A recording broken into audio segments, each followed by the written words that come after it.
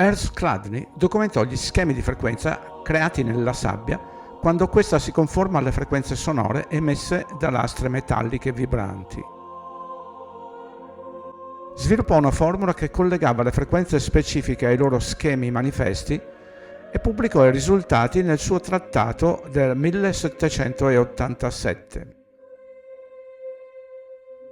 Il suo lavoro divenne uno strumento essenziale per i liutai e i costruttori di altri strumenti musicali e, dopo la pubblicazione del suo libro nel 1802 Die Akustik, Chladni si guadagnò il titolo di padre dell'acustica e il suo lavoro divenne noto come cimatica. Uno studio incredibile rimasto pressoché sconosciuto fino agli anni 90, quando iniziò a diffondersi su internet e ad essere dimostrato in video. Un secolo prima di Chladni, nel 1680, Robert Hooke cosparse con della sabbia una lastra di metallo solido e vi passò sopra un archetto di violino per creare una vibrazione. A seconda della frequenza suonata, la sabbia formava schemi specifici. Un secolo prima ancora, Galileo osservò lo stesso fenomeno con piccole particelle su una tavola armonica. Un secolo prima, Leonardo da Vinci aveva notato che le particelle, se sottoposte a vibrazioni, formavano dei motivi distinti. E prima ancora di Leonardo, nel 1446 fu fondata la Cappella dei Roslin, vicino a Edimburgo, in Scozia, un'opera d'arte misteriosa con una storia ricca di aneddoti. Una delle storie più antiche narra che il capomastro della cappella, incaricato di scolpire una colonna, sentì il bisogno di viaggiare in Europa in cerca di ispirazione.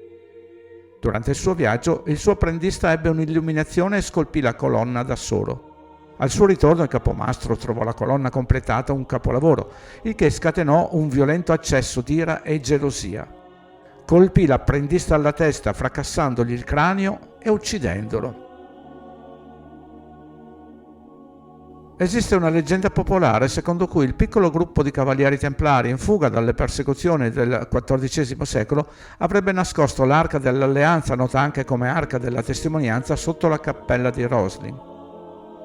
Ci viene fatto credere che l'America sia stata scoperta nel 1492, ma all'interno degli archi delle finestre della cappella si trovano intagli di mais e aloe vera. Queste piante erano originarie delle Americhe e sarebbero state sconosciute in Europa. Nella sezione del coro delle dame della cappella di Roslin si trovano 215 cubi a rettangoli scolpiti che sporgono su steli da 14 archi. In ogni cubo sono incise 13 motivi geometrici ripetuti in sequenza. Sotto i cubi si trovano 13 angeli che suonano strumenti musicali. Thomas e Stuart Mitchell scoprirono che i 13 motivi dei piccoli cubi scolpiti assomigliavano molto ai modelli cimatici di frequenza catalogati nelle figure di Chladni nel 1787 e iniziarono una ricerca per trascrivere quella che credevano potesse essere una composizione musicale codificata nella pietra utilizzando i modelli cimatici.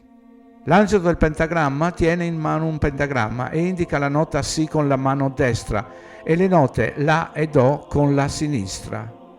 Questo fu interpretato come un'indicazione che la musica fosse in Do maggiore e quindi ciascuno dei motivi del cubo fu abbinato alla sua frequenza causale utilizzando una piastra metallica quadrata accordata in Do.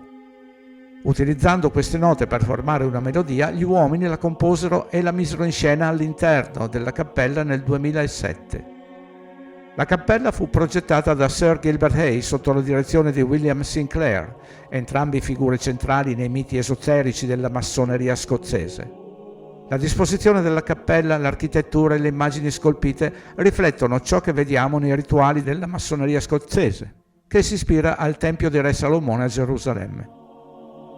Molti studiosi massonici ritengono che la cappella sia stata progettata per fungere da biblioteca fisica codificata delle scuole misteriche.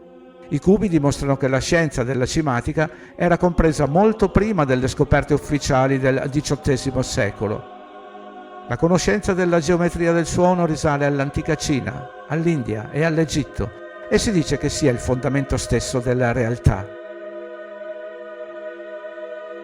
Report Greg Rees, traduzione voce Dino Tinelli.